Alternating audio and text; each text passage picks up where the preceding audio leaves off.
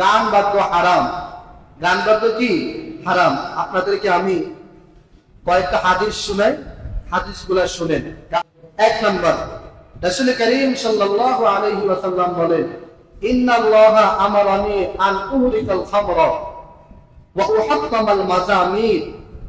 আল্লাহ তাআলা আমাকে দুইটা আদেশ করেছেন।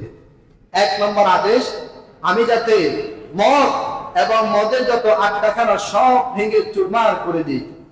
2 নম্বর আদেশ, আমি যাতে যারা গান গায় এবং গানের যত যন্ত্রপাতি সব কিছু যাতে আমি ধ্বংস করে দিই।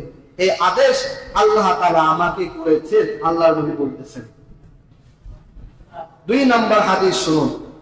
রাসূল করিম সাল্লাল্লাহু আলাইহি ওয়াসাল্লাম বলেন, ইন্নাল্লাহা হারামা আলা উম্মতি আল খামরা ওয়াল মাইসির ওয়াল মিজমার। আল্লাহ তাআলা আমার উম্মতের প্রতি 3টা জিনিস হারাম করেছেন। আরবি শব্দ হারামা, তাহলে বুঝতে আর কোনো অসুবিধা নাই। আমাদের অনেক মারেফাতির লোক, তরিকতের লোক কয়দে হারাম কোথায় আছে খুঁজে পায় না। দেখেন স্পষ্ট শব্দ হারামা, আল্লাহ তাআলা হারাম করেছেন আমার উম্মতের উপরে 3টা জিনিস। 1 নম্বর আল খামর, মদ। 2 নম্বর ওয়াল মাইসির, জুয়া। 3 নম্বর ওয়াল মিজমার, ঢোল তবলা গান বাদ্য যন্ত্র ইত্যাদি। তাহলে ঢোল তবলা গান বাদ্য হারমোনিয়াম হালাল না হারাম?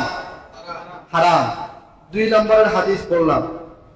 3 নম্বরের হাদিস বলছি। রাসূল করিম সাল্লাল্লাহু আলাইহি ওয়াসাল্লাম বলেন, সায়াকুনু ফি উম্মতি আকওয়ামুন।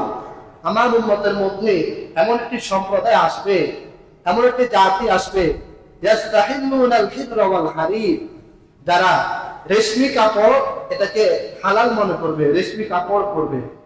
এটা ভিন্ন আলোচনা। 2 নম্বর ওয়াল মাআসিফ, যারা গান বাদ্য ইত্যাদিকে হালাল মনে করবে। এমন একটি সময় আমার উম্মতের মধ্যে আসবে, গান বাদ্য গাবে তো এমনিতে গাবে না, এটাকে হালাল বানাইয়া গাবে। নবীজি বলতেছেন। কয়টা হাদিস গেল? 3টা। 4 নম্বরের হাদিস, রাসূল করিম সাল্লাল্লাহু আলাইহি ওয়াসাল্লাম বলেন, সাওতানে মালউনানে ফিদ দুনিয়া ওয়াল আখিরাহ। দুনিয়া এবং আখিরাতে 2টা আওয়াজ সবচেয়ে নিকৃষ্ট, লানত প্রাপ্ত, অভিসম্পাত প্রাপ্ত 2টা আওয়াজ। 2টা।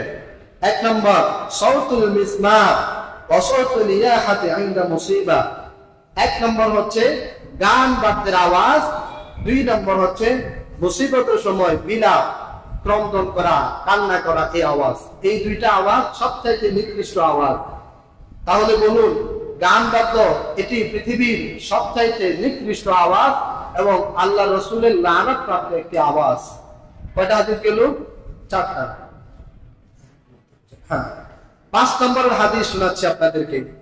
রাসূল করিম সাল্লাল্লাহু আলাইহি ওয়াসাল্লাম বলেন, লা ইয়াজালু নাসুন মিন উম্মতি। উম্মতের মধ্যে, আমার উম্মতের মধ্যে এমন একটি সময় আসবে, ইয়াশরাবুনাল খামরা, তারা মদ খাবে। এতটুকুতে ক্ষান্ত হবে না, ইসাম্মুনাহা বিগাইরি ইসমিহা, মদ খাবে তো মদের নাম পরিবর্তন করে খাবে। এটাকে আর মদ বলবে না, বলবে না এটা একটু আমাদের, এটা খেলে কি হয় শান্তি অনুভব করি, এটা আমাদের ফ্যাশন।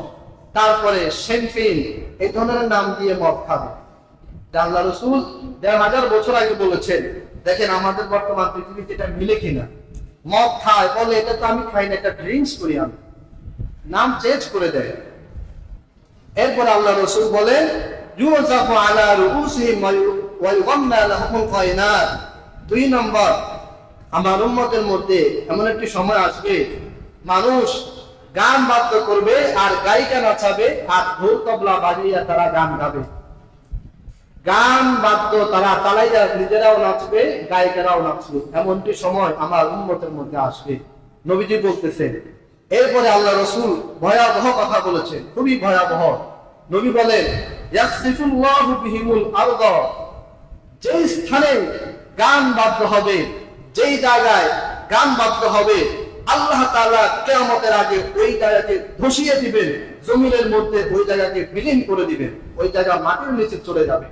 নবীজি বলতেছে, হাদিস আমি লিখি আল্লাহ। এরপরে নবী বলেন, এতটুকুই না, ওয়াজআলু মিনহুমুল কিরাদাতা ওয়াল খানাসির। যারা গান বাদ্য করবে, গান গাবে, গান শুনবে, গানের আয়োজন করবে, আল্লাহর নবী হাদিসে ঘোষণা করেন কিয়ামতের আগে আল্লাহ তাআলা তাদের চেহারা কুকুরের মতো, শুকুরের মতো, বানরের মতো বিকৃত করে দিবেন। নাউজুবিল্লাহ। নবী হাদিস বললাম, যারা গান বাদ্য গাবে, গান বাদ্য শুনবে, এর আয়োজন করবে, তাদের চেহারা আল্লাহ তাআলা কুকুরের মতো, বানরের মতো, শুকুরের মতো বিকৃত করে দিবেন। এই জন্য যারা গান গায় এদের চেহারা ভালো হয় না। অনেক ফ্যাশন করে ওরা আপনার স্টেজ পারফর্ম করার জন্য আসে, চেহারা অনেক কিছু লাগাই আসে।